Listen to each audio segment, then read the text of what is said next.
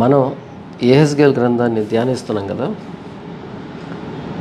యెహెజ్కేలు గ్రంథం 4వ అధ్యాయం యెరూషలేము నాశనాన్ని గూర్చి ప్రవచించినటువంటి అధ్యాయం.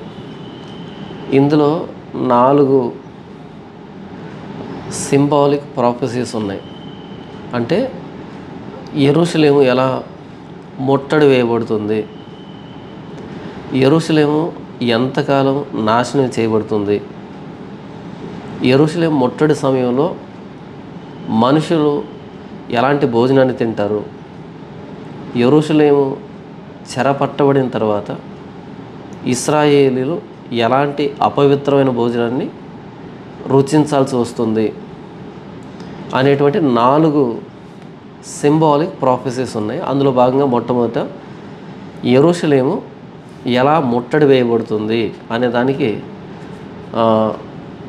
దేవుడు యెహెజ్కేలుతో ఒక పెంకును తీసుకొని ఆ పెంకు మీద యెరూషలేము నమూనాను చిత్రీకరించి దాని చుట్టూ ముట్టడి దెబ్బ వేసి దీన్నంతటి మనం చూసాం కదా.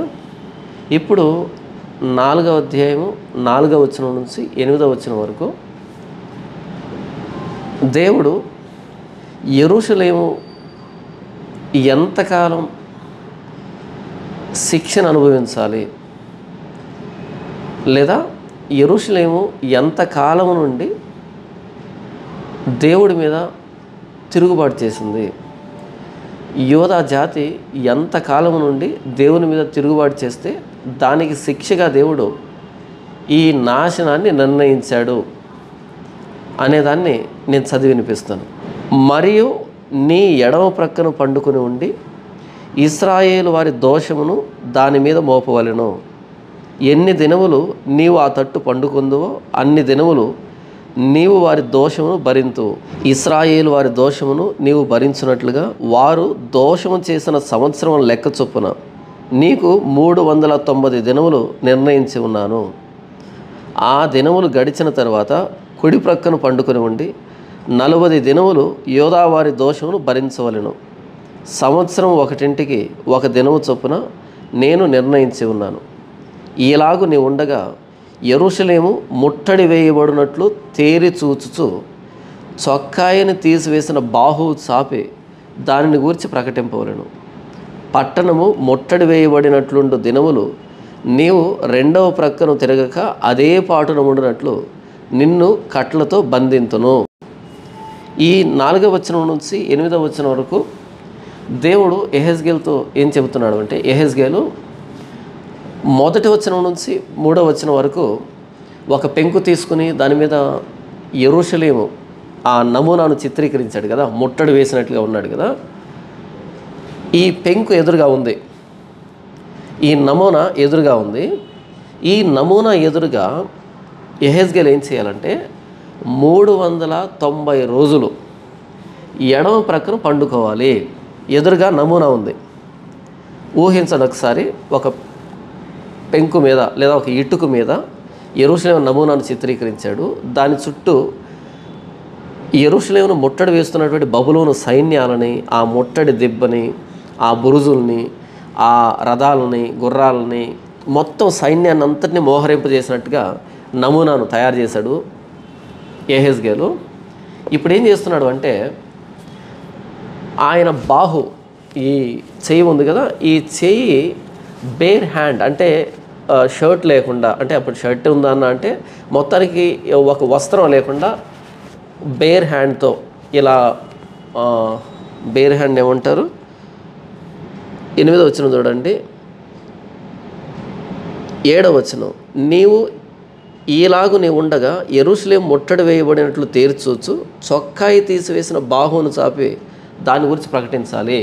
చొక్కాయి తీసివేసినటువంటి బాహు అంటే మనం దానియేలు గ్రంథంలో చూస్తాం కదా, బెల్షస్సరు ఆ విందు విషయంలో ఒక చేయి, మానవ చేయి ఆకారం వచ్చి ఆ గోడ మీద మెనే మెనే టెకేల్ ఉపార్సిన్ అని వ్రాస్తాయి కదా. అలా చొక్కాయి తీసివేసినటువంటి బాహుతో ఆ యెరూషలేము నమూనా ఉంది చూసావా, దాన్ని చూపెడుతూ దాని నాశనాన్ని గురించి ప్రకటించాలి. అంటే దేవుని హస్తం ఈ యెరూషలేముకి వ్యతిరేకంగా ఉంది, విరోధంగా ఉంది. దేవుని బాహు యెరూషలేముకి వ్యతిరేకంగా పనిచేస్తూ ఉంది దేవుడే శత్రువుగా వ్యవహరిస్తున్నాడు అనేటువంటి ఆ భావం ఉట్టిపడేటట్టుగా చొక్కాయి తీసివేసిన బాహుతో దానికి ప్రకటన చేయాలి. తర్వాత 8వ వచనంలో, పట్టణము ముట్టడి వేయబడినట్లుండు దినములు నీవు రెండవ ప్రక్కను తిరగక అదే పాటున ఉండనట్లు నిన్ను కట్లతో బంధింతును. ఈ మొత్తం అంతట్లో దేవుడు యెహెజ్కేలుతో ఏం చెప్తున్నాడు అంటే, నిన్ను నీవు కట్లతో బంధించుకో.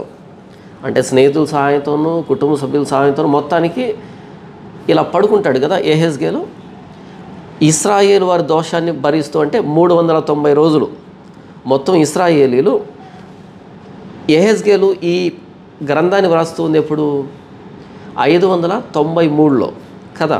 597లో చెరకు వచ్చారు, యెహోయాకీనుతో పాటు వచ్చారు. 10,000 మంది యూదులు వచ్చారు, వాళ్ళలో యెహెజ్కేలు ఉన్నాడు కదా. అలా 597 నుంచి ఈయనకు 30 సంవత్సరాలు వచ్చేంత వరకు ఈయన చెరలోనే ఉన్నాడు కదా, మౌనంగా ఉన్నాడు. 30వ సంవత్సరంలో ఈయన ప్రవచించడం ప్రారంభించాడు, దేవుడు దర్శనం అనుగ్రహించాడు. ఇది మొదటి అధ్యాయంలో మనం చూస్తాం.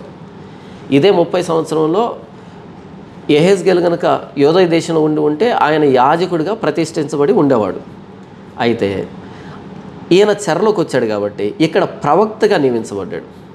కాబట్టి 593లో ఈ గ్రంథాన్ని వ్రాస్తున్నాడు, లేదా దేవుని దర్శనాన్ని పొందుతూ ఉన్నాడు, దేవుడు చెప్పినట్టుగా ప్రవర్తిస్తూ ఉన్నాడు. 593 నుండి మనం వెనక్కి వెళ్తే, అంటే 390 సంవత్సరాలు ఇశ్రాయేలీలు తిరుగుబాటు చేశారు అని అన్నారు కదా. ఇలా మనం వెనక్కి వెళ్తే 930 సంవత్సరం 930 సంవత్సరం వరకు వెనక్కి వెళ్తుంది. అంటే ఎక్కడి దాకా వెళ్తుంది? యెరోబాము ఉన్నాడే, రెహబాము కాలంలో విడిపోయి రెహబాము యూదుల్ని, యెరోబాము ఇశ్రాయేలుల్ని తీసుకున్నారు కదా. యెరోబాము ఇశ్రాయేలుల 10 గోత్రాలని పరిపాలిస్తే, రెహబాము యూదుల్ని, బెన్యామీనీలు పరిపాలిస్తే, అలా రాజ్యం 2గా విడిపోయింది. ఈ యెరోబాము ఇశ్రాయేలుల 10 గోత్రాలను ఏం చేశాడు? వారిని మరలా యెరూషలేముకి రానివ్వకుండా అక్కడే బేతేలు నందు దాను నందు 2 బంగారు దూడలను ఉంచి, ఆ 2 బంగారు దూడలే యెహోవా అనేటట్టుగా చెబుతూ యెరూషలేము ఆలయానికి ప్రతిగా అక్కడ షోమ్రోన్ని తయారు చేసి విగ్రహారాధన ప్రారంభించాడు. అలా ఇశ్రాయేలీలు నిజదేవునికి, సైన్యములకు అధిపతి అయిన యెహోవాకు దూరమై వాళ్ళు అక్కడ విగ్రహారాధన ప్రారంభించారు. విగ్రహారాధనలో మునిగిపోయారు కదా. తర్వాత మనం చూస్తాం దేవుడు యోదయ దేశం నుండి ఒక ప్రవక్తని బేతేలుకు పంపించడం, ఆ బేతేలు బలిపీఠం మీద యెరోబాము బలి అర్పిస్తూ ఉండడం, దానికి వ్యతిరేకంగా ప్రవచించడం, ఈ సూచిక్రియలు, తర్వాత ఆ ప్రవక్త వెనక్కి వచ్చేటప్పుడు అవిధేయత చూపించి అక్కడ మరణం కావడం, సింహం చంపడం, ఇవన్నీ కూడా మనం చూస్తాం కదా. అంటే అప్పటి నుండి ఇశ్రాయేలీలు చెడిపోయారు, సైన్యములకు అధిపతి అయిన యెహోవాకు దూరం అయిపోయారు. ఏం చెప్తున్నాను నేను ఇంతకీ? యెహెజ్కేలు ప్రవచించడం ప్రారంభించింది 593లో. ఇక్కడ దేవుడు అంటున్నాడు, యెహెజ్కేలు ఇశ్రాయేలీలు 390 సంవత్సరాలు చేసినటువంటి ఆ దోషాన్ని నీవు భరించాలి. ఒక్కో సంవత్సరాన్ని ఒక్కో రోజుగా భరిస్తూ 390 రోజులు నిన్ను నువ్వు బంధించుకొని, ఆ నమూనా ఉందిగా, యెరూషలేము నమూనా ఉంది చూసావా, ఆ నమూనాను చూస్తూ నీవు ఎడం ప్రక్కను ఆ ఇశ్రాయేలుల దోషాన్ని భరించాలి. అంటే యెహెజ్కేలు ఇలా ఎడం పక్కన పండుకోవాలి, తన్ను తాను త్రాళ్ళతో బంధించుకొని పండుకునేటప్పుడు ఆ యెరూషలేమును చూస్తూ, పట్టబడుతున్నటువంటి ముట్టడి వేయబడుతున్నటువంటి యెరూషలేము నమూనాను చూస్తూ 390 రోజులు ఎడం పక్కనే ఈ ఇశ్రాయేలుల దోషాన్ని భరించాలి. ఇక లేచిన తర్వాత ఈ కట్లను విప్పుకొని ఏం చేయాలంటే, చొక్కాయి తీసివేయబడినటువంటి బాహువుతో ఆ యెరూషలేముకి వ్యతిరేకంగా ప్రవచిస్తూ ఉండాలి, నాశనాన్ని ప్రవచించాలి. మరలా సాయంకాలం కాగానే ఎలా పడుకోవాలి? తను బంధించుకోవాలి, మరలా ఎడం పక్కన వండుకోవాలి. ఇలా 390 రోజులు చెరలో ఉన్నటువంటి తేలాబీబ్ అనేటువంటి ప్రాంతంలో ఉన్నటువంటి యూదులకి ప్రదర్శిస్తూ చెప్పాడు, ఇశ్రాయేలీలు నాశనం కాబోతున్నారు. కారణం ఏంటి అంటే 390 సంవత్సరాలుగా దేవుడి మీద చేసినటువంటి తిరుగుబాటు, విగ్రహారాధన. యెరోబాము దగ్గర నుంచి ప్రారంభమైన విగ్రహారాధన ఇంతవరకు ఇశ్రాయేలును విగ్రహారాధన నడిపించింది. కాబట్టి ఇశ్రాయేలు దేశం అంతా నాశనం కాబోతుంది అనేటువంటి ఇశ్రాయేలుల నాశనాన్ని 390 సంవత్సరాలు, అంటే దాదాపు 1 సంవత్సరానికి పైబడి ఇశ్రాయేలుల దోషాన్ని నీవు భరించాలని ప్రవక్త అయిన యెహెజ్కేలుకి ఆ భారాన్ని దేవుడిచ్చాడు. అంటే యెహెజ్కేలు అనుభవించి చెప్పాలి ప్రవచనాన్ని, ఊరకే కాదు. తాను ప్రతిరోజు తను బంధించుకొని ఆ ఎడం వైపు పండుకొని యెరూషలేము వైపు చూస్తూ ఒక్కసారి ఊహించండి, ఎంతటి భారం కదా, ఎంతటి ప్రయాస కదా. తను బంధించుకోవడం అంటే అర్థం ఏంటి అంటే, ఇశ్రాయేలీలు వారి పాపాల్లో చిక్కుపడ్డారు. ఇశ్రాయేలీలు 390 సంవత్సరాలు చేసినటువంటి ఆ పాపానికి గాను ఆ పాపం అనే పాశాల చేత వారు బంధించబడ్డారు. ఇక విడిపించుకునే దానికి లేదు. నాశనం దగ్గరకు వచ్చేసింది, తటస్థించింది. ఇక చొక్కాయి తీసివేయబడిన బాహువును చాపి ప్రవచిస్తూ ఉన్నప్పుడు సాక్షాత్తు దేవుడే యెరూషలేముకి ఇశ్రాయేలుకు విరోధంగా శత్రువుగా మారాడు, నాశనాన్ని ప్రకటిస్తున్నాడు దేవుడే అనేది ఇశ్రాయేలుకు అర్థం కావాలి, యూదులకు అర్థం కావాలి. మీ పాపములు మిమ్ములను పట్టుకొనును అని సంఖ్యాకాండంలో ఉంది కదా. పాపం చేసిన వారిని పాతాళం పట్టుకొనును అనేటువంటి మాట మనం కీర్తనలోను, సామెతల్లోను, యోబు గ్రంథంలోనూ చూస్తాం కదా. అలా 390 సంవత్సరాలు ఇశ్రాయేలీలు దేవునికి విరోధంగా చేసినటువంటి వారి పాపము, అవిధేయత, విగ్రహారాధన వారిని పట్టుకుంది. కాబట్టి ఈ చెర, ఈ నాశనం, ఈ ఉపద్రవం అనే దాని గుర్తుగా యెహెజ్కేలు తను బంధించుకోవాలి. అలా 390 రోజులు. ఒక్కసారి ఊహించండి, ఒకే విషయాన్ని 390 రోజులు నాటకీయంగా ప్రదర్శిస్తూ ప్రవచించాడు యెహెజ్కేలు. ఎవరైనా మారారా? ఎవ్వరూ మారలే. ఓ యెరూషలేమా, ఓ ఇశ్రాయేలు, దేవుడు నీకు శత్రువు అయ్యాడు అనే దానికి చొక్కాయి తీసివేయబడిన బాహుతో ప్రవచించాడు. ఆయన ఎవరైనా మారారా? ఎవ్వరూ మారలే. ఈ 390 రోజులు అయిపోయిన తర్వాత ఇప్పుడు మరలా కుడివైపును పండుకోవాలి. యథావిధిగా తను బంధించుకోవాలి, చొక్కాయి తీసివేయబడిన బాహుతో ప్రవచించాలి, పడుకునేటప్పటికీ కుడివైపును పండుకోవాలి. ఈ 40 రోజులు దేనికంటే యోధావారు చేసినటువంటి తిరుగుబాటు, యూదులు చేసినటువంటి తిరుగుబాటును బట్టి, అంటే యోషియా కాలం నుంచి ఈ జెఫన్యా గ్రంథం చూసారా, మొత్తం విగ్రహారాధనకు సంబంధించి కదా ఆ జెఫన్యా గ్రంథం అంతా. అంటే రాజైన మనిషి ఎంత దారుణంగా పరిపాలించాడు మనకు తెలుసు కదా. ఈ మనిషి అయిపోయిన తర్వాత వచ్చినటువంటి రాజులు కానీ ఆ విగ్రహారాధనని తీసివేయలేకపోయారు కదా. ఆ మనిషి చేసినటువంటి ఆ దుర్మార్గమైన పనుల్ని యోషియా సంస్కరణ చేయడానికి ప్రయత్నం చేశాడు, కానీ ఎలాంటి ఉపయోగం లేదు. ఆ కాలంలోనే జెఫన్యా గ్రంథం రాయబడింది కదా. ఇక వెనక్కు తిరిగి రాలేనటువంటి స్థితిలోనికి యూదులు వెళ్ళిపోయారు. మనషే ప్రారంభించినటువంటి ఆ దుర్మార్గమైనటువంటి ఆ విగ్రహారాధన, ఆ నరహత్య, అంటే దేశం బలాత్కారంతో నింపబడింది కదా. తర్వాత యోషియా వచ్చి ఎంత సంస్కరణ చేసినా సరే తిరిగి రాలేనటువంటి ఒక స్థితిలోనికి యూదులు వెళ్ళిపోయారు కదా. ఈ 40 సంవత్సరాల ఈ కాలంలో సిద్కియా చెరలోనికి వెళ్ళేంత వరకు కూడా యూదులు తిరిగి దేవుని దగ్గరికి రాలేనటువంటి స్థితిలోనికి వెళ్ళిపోయారు. ఇర్మియా ప్రవచిస్తున్నా సరే, జెఫన్యా ప్రవచిస్తున్నా సరే యూదులు వినలేనటువంటి స్థితిలోనికి, మొండితనంలోనికి, కాఠిన్యంలోనికి వెళ్ళిపోయారు కదా. ఆ యూదుల 40 సంవత్సరాల దోషాన్ని నీవు ఒక్కో రోజు చొప్పున 40 దినాలు భరిస్తూ కుడి పక్కన పండుకోవాలి, నువ్వు బంధించుకోవాలంటే ఈ మనిషి చేసినటువంటి దుర్మార్గమైన చర్యలు కానీ, ఈ 40 సంవత్సరాల దోషం కానీ, ఆ దోషం అనే పాశాలు, ఆ దోషం అనే కట్లు యూదులను బంధించి వేశాయి. ఎంతగా అంటే ఇక నెబుకద్నెజరు వచ్చి ముట్టడి వేసి యూదుల్ని సర్వనాశనం చేసేంతగా బిగించుకున్నాయి, పాపాలన్నీ బిగించుకున్నాయి అనే దాని గుర్తుగా 40 దినాలు కుడి పక్కన నీ దోషాన్ని భరించాలి అని దేవుడు ఆ దోషాన్ని భరించేటువంటి ఆ శ్రమని, ఆ దోష శిక్షని తన సేవకుడైన యెహెజ్కేలుకి భరించేటట్టుగా అప్పగించాడు.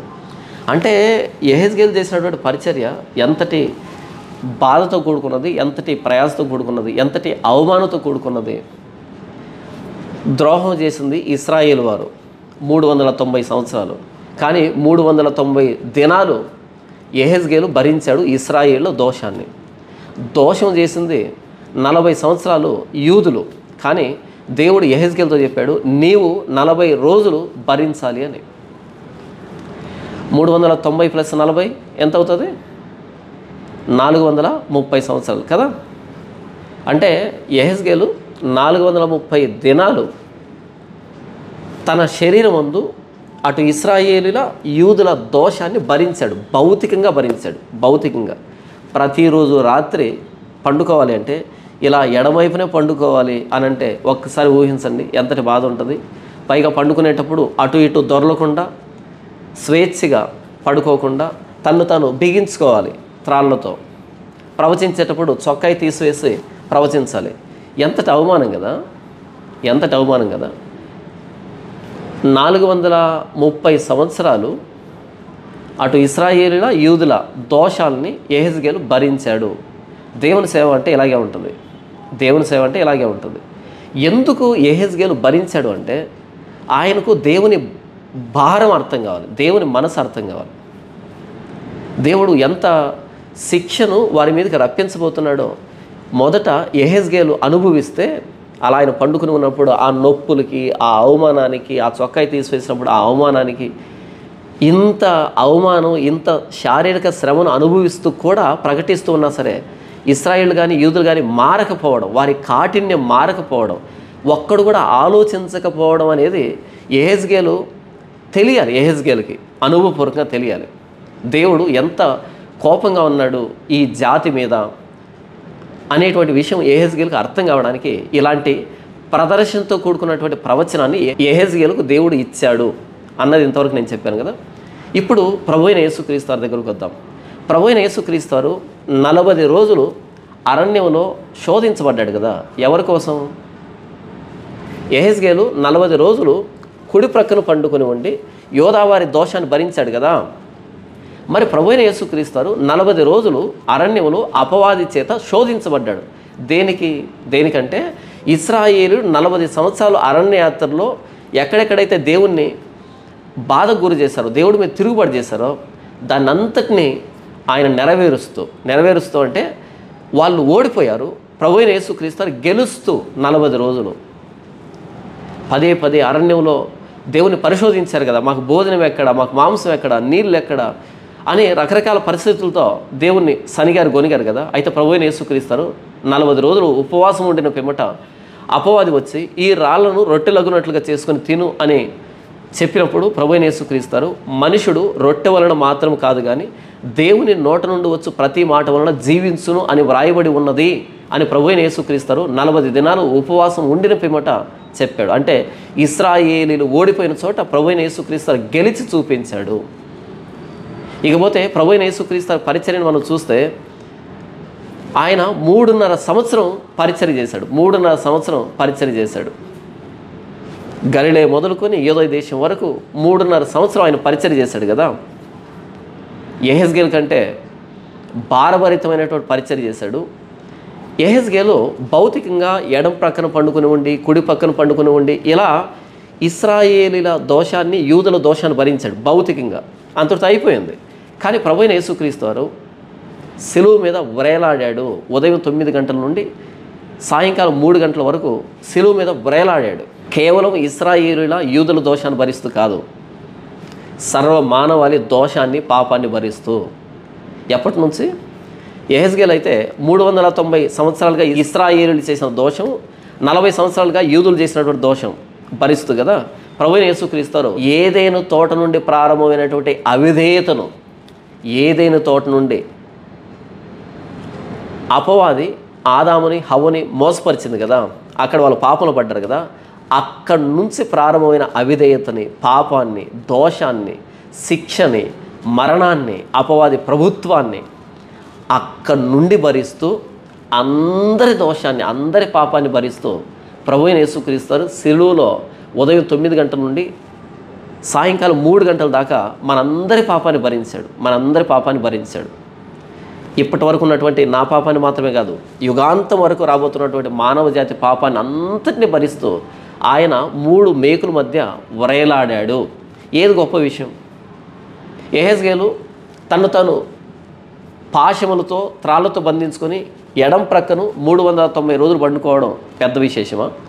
కుడి ప్రక్కను 40 దినాలు పండుకోవడం పెద్ద విశేషమా? లేకపోతే 3 మేకుల మధ్య సృష్టికర్త అయిన దేవుడు నరావతారిగా వచ్చి 3 మేకుల మధ్య ఉదయం 9 నుంచి 3 గంటల వరకు వ్రేలాడడం అన్నది గొప్ప విశేషమా? యెహెజ్కేలు తను త్రాళ్ళతో బంధించుకున్నాడు. ప్రభువైన యేసుక్రీస్తు వారు మేకులతో బంధించుకున్నాడు.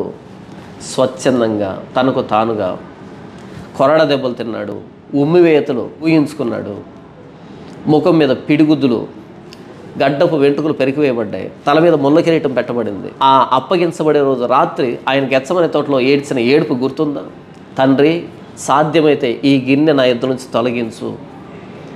ఆ రోజు యెహెజ్కేలు ఎదురుగా యెరూషలేము నమూనా ఉంది. దానివైపు చూస్తూ ఆయన ఇశ్రాయేళ్ల యూదుల దోషాన్ని భరించాడు. కానీ ప్రభువైన యేసుక్రీస్తు వారి ఎదురుగా ఉగ్రత పాత్ర, తండ్రి సాధ్యమైతే ఈ గిన్నె నా ఎదురు నుంచి తొలగించు. ఏది గొప్పదే, యెరూషలేము నమూనానా లేకపోతే ఉగ్రత పాత్ర? ఏదైనా తోట నుండి మానవుల అవిధేయత అంతా, ప్రభువైన యేసుక్రీస్తు కాలంలో ఉన్నటువంటి మానవ జాతి అవిధేయత అంతా, యుగాంతం వరకు రాబోతున్నటువంటి మానవ జాతి అవిధేయత, వారి మీద దేవుని ఉగ్రత అంతా ఒక పాత్రలో ఉంటే, తండ్రి నీ చిత్తమైతే సాధ్యమైతే ఈ గిన్నె నా యుద్ధ నుంచి తొలగించు. ప్రభువైన యేసుక్రీస్తు రోమ కొరడ ఆయన శరీరం మీద పడకముందే, రోమ మేకులు ఆయన చేతుల్లో కాళ్ళలో దిగబడకముందే, ఆ ముళ్ళ కిరీటం ఆయన తల మీద గుచ్చుకోకముందే, ఆ పిడిగుద్దులు ఆయన శరీరం మీద పడకముందే ఆయన చెమట రక్త బిందువుల వలె నేల మీద పడింది అంటే ఎంతటి వేదన అనుభవించాడు ప్రభువైన యేసుక్రీస్తు. ఒకసారి ఆలోచించండి. 390 రోజులు, 40 రోజులు అంటే 430 రోజులు యెహెజ్కేలు పడినటువంటి ఆ శ్రమ ఏదైతే ఉందో భౌతికంగా, దానిని ప్రభువైన యేసుక్రీస్తు వారు గెత్సమనే తోటలో రక్తం గారేంతగా వేదన పడ్డాడే, దానితో పోల్చగలమా? అసలు పోల్చలేం కదా, అసలు పోలిక లేదు. కానీ మాట్లాడుకోవాలి. ప్రభువైన యేసుక్రీస్తు వారు నా ఉగ్రతని, మీ ఉగ్రతని, ఈ సర్వమానవాళి ఉగ్రతని, పాపానికి శిక్షని, మరణాన్ని, అపవాది ప్రభుత్వాన్ని, పాపపు దాస్యాన్ని అంతటినీ ఆ ఉగ్రత పాత్ర రూపంలో ఆ గెత్సమనే తోటలో త్రాగివేశాడు. అందుకనే ఆయన శరీరం మీద ఒక్క దెబ్బ పడకముందే లోపల ఉన్నటువంటి ఆ చిన్న చిన్న రక్తనాళాలు చిట్లిపోయి అంతగా వేదన పడ్డాడు. ఆయన చెమట రక్తం రూపంలో బయటకు వచ్చిందంటే ఎంతటి వేదన ప్రభువైన యేసుక్రీస్తు అనుభవించాడు. నాకు తెలిసి యెహెజ్కేలుకి అర్థం కాదేమో. ఎందుకంటే యెహెజ్కేలు భౌతికంగా అనుభవించిన శ్రమ 430 రోజులు. కానీ ప్రభువైన యేసుక్రీస్తు వారు ఆయన ఎంత వేదన పడ్డాడో, ఎంత వేదన పడితే చెమట రక్త బిందువులు వచ్చిందో అన్నది యెహెజ్కేలు కూడా అర్థం కాదు. ఇంత వేదన ఉంటుందా అని అర్థం కాదు ఆయనకి. యెహెజ్కేలు చొక్కాయి తీసివేయబడినటువంటి ఆ బాహుతో ప్రవచించాడు యెరూషలేము నాశనాన్ని, ఇశ్రాయేలు నాశనాన్ని. కానీ ప్రభువైన యేసుక్రీస్తు వారు ఆయన మీద ఉన్నటువంటి అంగీ తీసివేయబడి ఆయన సిలువ మీద మేకుల మధ్య బిగించబడ్డాడు. యెహెజ్కేలుకి అర్థం కాదు కదా, యెహెజ్కేలుకి అర్థం కాదు. చొక్కాయి తీసివేయబడిన బాహుతో ప్రవచించడం యెహెజ్కేలుకు తెలిసేమో కానీ, 2 చేతుల్లో మేకులు కొట్టించుకొని, 2 కాళ్ళలో మేకులు కొట్టించుకొని, తల మీద ముళ్ళ కిరీటం పెట్టించుకొని, ఒళ్ళంతా కొరడా దెబ్బలు, ముఖం మీద ఉమ్ము, పిడిగుద్దులు, దూషణకరమైన మాటలు, ఇలాంటి ఒక అనుభవం ఉదయం 9 నుంచి సాయంకాలం 3 గంటల దాకా ఆ 3 మేకుల మధ్య వేలాడడం అంటే ఎంతటి శ్రమో, ఎంతటి వేదనో, ఎంతటి ఆ నొప్పో యెహెజ్కేలుకి అర్థం కాదు. యెహెజ్కేలు 430 రోజులు అటు ఇశ్రాయేలీల యూదుల దోషాన్ని భరించాడు. ప్రభువైన యేసుక్రీస్తు సర్వ మానవాళి పాపాన్ని ఆ సిలువ మీద భరించాడు, మోసుకుని పోయాడు ఆయన.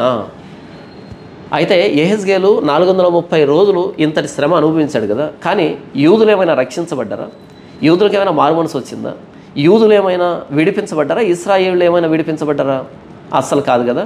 కానీ ప్రభువైన యేసుక్రీస్తు ఆ గెత్సమనే తోటలో అనుభవించిన వేదన, ప్రభువైన యేసుక్రీస్తు ఆ సిలువ మీద అనుభవించినటువంటి శ్రమ, ఆయన కార్చిన రక్తం నాలాంటి కఠినాత్ముని మార్చింది, నీలాంటి కఠినాత్ముల్ని మార్చింది. మన పాత రోత జీవితాన్ని విడిచిపెట్టి నూతన సృష్టిగా చేయబడ్డాం. రాబోతున్న దేవుని ఉగ్రత నుంచి తప్పించబడ్డాం. ప్రభువైన యేసుక్రీస్తు రక్తం ప్రతి పాపం నుండి మనలను కడిగి పవిత్రులుగా చేస్తూ ఉంది. మన ప్రతి పాపాన్ని ప్రభువైన యేసుక్రీస్తు రక్తం కడిగి పవిత్రులుగా చేస్తూ ఉంది. ఇకపోతే నేను చేసిన పాపాన్ని బట్టి నేను బంధించబడలే, ప్రభువైన యేసుక్రీస్తు బంధించబడ్డాడు సిలువలో. ఆ రోజు ఇశ్రాయేలు యూదులు చేసినటువంటి ఆ పాపాన్ని, ఆ దోషాన్ని యెహెజ్కేలు త్రాళ్ళ రూపంలో కట్టుకున్నాడు. ఇక యూదులు తప్పించుకోలేరు, ఇక ఇశ్రాయేలు తప్పించుకోలేరు, బంధించబడ్డారు అనేటట్టుగా. అయితే ప్రభువైన యేసుక్రీస్తు సిలువను చూసిన ప్రతిసారి నాకు అర్థమయ్యే విషయం ఏంటంటే, నేను చేసిన దోషాన్ని బట్టి, నా పాపాన్ని బట్టి ప్రభువైన యేసుక్రీస్తు బంధించబడ్డాడు. ఇప్పుడు నేను స్వతంత్రుణ్ణి. కానీ ఇలాంటి నిరీక్షణ ఆ రోజు ఇశ్రాయేలుకి, యూదులకు లేదు. ఎందుకంటే కట్లతో బంధించుకున్నాడు యెహెజ్కేలు. కానీ నాకు ప్రభువైన యేసుక్రీస్తు సిలువను చూసిన ప్రతిసారి నేను విడిపించబడ్డాను. ఆయన అప్పగించబడ్డాడు, నేను విడిపించబడ్డాను. ఎలాగైతే ప్రభువైన యేసుక్రీస్తు అప్పగించబడిన తర్వాత బరబ్బా విడుదలయ్యాడో, బందిపోటు దొంగ బరబ్బా కదా, బందిపోటు దొంగ, హంతకుడు, అల్లరి చేసినవాడు బరబ్బా విడిపించబడ్డానికి కారణం ప్రభువైన యేసుక్రీస్తు అప్పగించబడ్డాడు. బరబ్బా కంటే మరి దారుణమైన వ్యక్తిని, ఏదో పైకి ఇలా ఉన్నాను కానీ బరబ్బా కంటే దారుణమైన వ్యక్తిని. అయితే నా ప్రభువైన యేసుక్రీస్తు సిలువకు అప్పగించబడడం ద్వారా నేను విడిపించబడ్డాను. యెహెజ్కేలు యెరూషలేము నమూనాను తయారు చేసి దాని చుట్టూ ముట్టడి వేసినట్టుగా చిత్రీకరించి, ఎడం పక్కన 390 రోజులు, కుడి పక్కన 40 రోజులు తను త్రాళ్ళతో బిగించుకొని ఆయన దోషాన్ని భరించాడు కదా. ప్రభువైన యేసుక్రీస్తు ఈ సర్వ ప్రపంచం కోసం సిలువ మీద తాను వ్రేలాడేదానికి ఒప్పుకున్నాడు. ఈ సర్వ మానవాళి పాపాన్ని ఆ సిలువ మీద ప్రభువైన యేసుక్రీస్తు భరించాడు. యెహెజ్కేలు కూడా అర్థం కానటువంటి ప్రదర్శనారూపకమైనటువంటి ప్రకటన ఇది, సువార్త ఇది, శ్రమతో కూడినటువంటి సువార్త ఇది, శుభవార్త ఇది. శ్రమని ప్రభువైన యేసుక్రీస్తు సిలువ మీద అనుభవిస్తే నాకు, నీకు, ఈ సర్వ ప్రపంచానికి, భవిష్యత్ తరాలన్నింటికి శుభవార్త ఏంటంటే సిలువ మీద ప్రభువైన యేసుక్రీస్తు వేలాడుతున్నాడు కదా, అది మన స్థానాన్ని ప్రభువైన యేసుక్రీస్తు తీసుకున్నాడు. ఆయన స్వేచ్ఛను, స్వాతంత్రాన్ని, పరిశుద్ధతని, నీతిని, రక్షణని ఉచితంగా మనకు అనుగ్రహించాడు. ఆయన అప్పగించబడ్డాడు, మనకు విడిపించబడ్డాం అనే ప్రదర్శనతో కూడుకున్నటువంటి సువార్త ప్రకటన ప్రభువైన యేసుక్రీస్తు వారి సిలువ. బహుశా ఇదే ఆ రోజు 390 రోజులు ఇశ్రాయేలు వారి కోసం, 40 రోజులు యూదుల కోసం శ్రమను అనుభవించినటువంటి యెహెజ్కేలు కూడా అర్థం కానటువంటి సమాచారమే మన ప్రభువైన యేసుక్రీస్తు వారి సిలువ సమాచారం. ఆ రోజు యూదులు యెహెజ్కేలు అంతగా ప్రదర్శించిన ఎవరు రక్షించవాళ్ళే. కానీ ప్రభువైన యేసుక్రీస్తు వారి సిలువను చూసి ఈరోజు ప్రపంచం ఆయన పాదముల చెంతకు వస్తుంది, రాబోతున్న దేవుని ఉగ్రత నుంచి తప్పించుకుంటుంది. ప్రియమైన సహోదరుడా, సహోదరి, నీవు ఏ పరిస్థితిలో ఉన్నా నాకు తెలియదు. ప్రభువైన యేసుక్రీస్తు వారి సిలువ అంటే దేవుడు నిన్ను ప్రేమిస్తున్నాడు అనేదానికి ప్రదర్శనారూపకమైనటువంటి ప్రకటన సిలువ. దేవుడు నీ పాపాన్ని ప్రభువైన యేసుక్రీస్తు వారి మీద మోపి నీకు విడుదల అనుగ్రహించాడు అనేదానికి ప్రభువైన యేసుక్రీస్తు వారి సిలువ ప్రదర్శనతో కూడుకున్నటువంటి ప్రకటన. ప్రభువైన యేసుక్రీస్తు నీ పాపాన్ని ఆయన మీద వేసుకొని ఆయన నీతి నీకు ఇచ్చాడు అనేదానికి ప్రదర్శన ప్రభువైన యేసుక్రీస్తు వారి సిలువ. దేవుని ఎడల జాలి కలుగు చేసుకున్నాడు అనేదానికి ప్రదర్శన ప్రభువైన యేసుక్రీస్తు వారి సిలువ. ప్రభువైన యేసుక్రీస్తు వారిని అంగీకరించకపోతే నీవు నరక శిక్షను అనుభవిస్తావనే శిక్షను ప్రదర్శిస్తూ చెబుతున్నటువంటి ప్రకటన ప్రభువైన యేసుక్రీస్తు వారి సువార్త ప్రకటన. ఇప్పుడే నీ పాపాలు ఒప్పుకో, ప్రభువైన యేసుక్రీస్తు వారి పాదముల చెంతకు రా. ప్రభువా, నా పాపాలు క్షమించు. నేను చేసిన పాపానికి నీవు సిలువ మీద బంధించబడ్డావు. నేను చేసిన అవిధేయత, నేను దేవుని మీద చేసిన తిరుగుబాటును అంతటినీ నీవు భరించావు. గెత్సెమనే తోటలో నీవు నా ఉగ్రతను త్రాగివేశావు. నాకు రావాల్సిన శిక్ష నీ మీదకి వచ్చిందని ప్రభువైన యేసుక్రీస్తు పాదముల చెంత సాగిలపడు, నీ ప్రతి పాపాన్ని ఒప్పుకో. ఆ రోజు యెహెజ్కేలు 430 రోజులు ప్రదర్శిస్తే ఎవరు మారలే. ప్రభువైన యేసుక్రీస్తు సిలువను చూసి నీవు మారకపోతే దేవుని ఉగ్రతను భరిస్తావు, యుగయుగాలు నరకంలో కాలాలి. ఆ రోజు యెహెజ్కేలు ప్రవచనాన్ని, ప్రదర్శనని నిర్లక్ష్య పెడితే నెబుకద్నెజరు దాడిలో సర్వనాశనమైంది యోధా జాతి. అంతకంటే మరి దారుణమైన శిక్ష నరక శిక్ష. ఆ నరక శిక్ష నుంచి తప్పించే ఏకైక నాదుడు ఈ ప్రపంచానికి ప్రభువైన యేసుక్రీస్తు మాత్రమే. ఆయన దేవాదేవుడు నరావతారికి వచ్చి సిలువలో ప్రాణం పెట్టాడు, మనందరినీ ఉగ్రత నుంచి తప్పించడానికి, మన పాపాల నుంచి విడిపించడానికి, పరలోక స్వాస్థ్యానికి వారసులుగా చేయడానికి. ఆ రోజు యెహెజ్కేలు ప్రవచనాన్ని, ప్రదర్శనని నిర్లక్ష్యం చేస్తే సొంత దేశాన్ని కోల్పోయి పరవాసం చేశారు యూదులు కానీ, ఇశ్రాయేళ్లు కానీ. మనం ప్రభువైన యేసుక్రీస్తు సిలువను అంగీకరిస్తే మన పరలోక స్వాస్థ్యాన్ని సంపాదించుకుంటాం. ఈ లోకం శాశ్వతం కాదు, మనది పరలోకం. నా కోసం ప్రభువైన యేసుక్రీస్తు అప్పగించబడ్డాడని ఒప్పుకోవడం ద్వారా మనకు విడుదల ఉంది, స్వాతంత్రం ఉంది. యెహెజ్కేలు కూడా అర్థం కానటువంటి ఆ ప్రదర్శనారూపకమైనటువంటి సువార్త ప్రకటన మీ దగ్గరకు వచ్చింది. అంగీకరిస్తావా? నిర్లక్ష్యం చేస్తావా? నీ ఇష్టం. సిలువను గురించిన వార్త నశించుతున్న వారికి వెర్రితనం, కానీ రక్షించబడుతున్న మనకు దేవుని శక్తి అని పౌలు అన్నట్టుగా ఆ రోజు యెహెజ్కేలు ప్రదర్శిస్తూ చెప్పినటువంటి ఆ ప్రవచనం అన్నది ఆ రోజు చెరలో ఉన్నటువంటి యూదులకి వెటకారంగా అనిపించింది. వాళ్ళు నాశనం అయ్యారు. ప్రభువైన యేసుక్రీస్తు సిలువ గనక నీకు వెటకారంగా అనిపిస్తే, వెర్రితనంగా అనిపిస్తే నీవు నాశనానికి నిర్ణయించబడ్డావు, నరకపుత్రుడివి, నరకపాత్రుడివి అని అర్థం. లేదు, ప్రభువైన యేసుక్రీస్తు సిలువ అంటే అది నా స్థానం, అది నా శిక్ష, నా స్థితి. అయితే ప్రభువైన యేసుక్రీస్తు నన్ను ప్రేమించి తాను అప్పగించబడ్డాడు, నేను విడిపించబడ్డాను. ఆయన మేకుల మధ్య బిగించబడ్డాడు, నేను నీతిమంతుడిగా మార్చబడ్డాను. ఆయన రక్తం కార్చాడు, నేను పరిశుద్ధుడిగా మారాను. ఆయన పరలోకాన్ని వీడి ఈ లోకానికి వచ్చాడు, నేను పరలోక స్వాస్థ్యాన్ని సంపాదించుకుంటున్నాను అని ప్రభువైన యేసుక్రీస్తు సిలువ నీ రక్షణ కార్యం అన్నీ కనిపిస్తే నీవు రక్షించబడే జాబితాలో ఉన్నావు, దేవుని బిడ్డవి అని అర్థం. యెహెజ్కేలుకు మించినటువంటి ప్రదర్శనారూపకమైనటువంటి సువార్త ప్రకటన మన ప్రభువైన యేసుక్రీస్తు సిలువ. రా, ఆయన పాదాల చెంత నీ పాపాలు ఒప్పుకో.